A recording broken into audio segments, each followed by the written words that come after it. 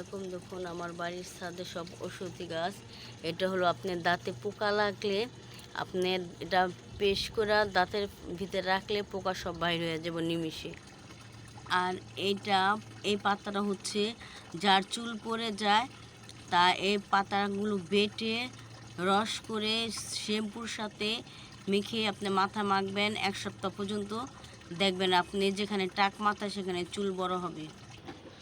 আর এটা হচ্ছে আপনি ক্লাকুস পাতা, যেটা আপনার ডায়াবেটিস হলে এটা বেটে রস খেলে আপনার ডায়াবেটিস নিয়ন্ত্রণে চলে আসে।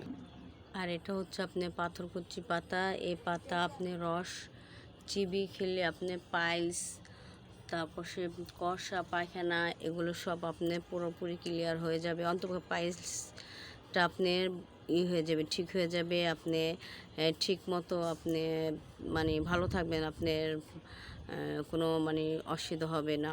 এটা আপনার পাইলসের জন্য এই পাতার রস অনেক উপকারী। বা যাদের কষা আছে তারা এই পাতা রস এবং 5টা গোলমরিচের সাথে বেটে খাবেন, দেখবেন অনেক উপকারী।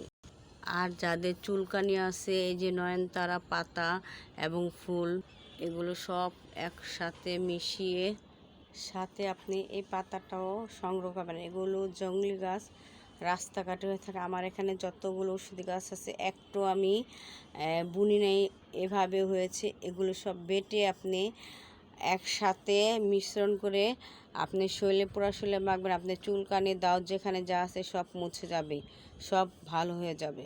কারি পাতা, এটা আপনি চুলে মাখলে চুল কালো হয়ে যাবে, যা সাদা চুল সেটা কালো হয়ে যাবে। এটা কারি পাতা। এটা হলো আপনি নিম গাছ।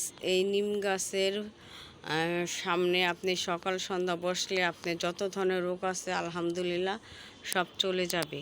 তো এগুলো একটা গাছ আমি বুনি নেই, সব আপনি হয়েছে আলহামদুলিল্লাহ।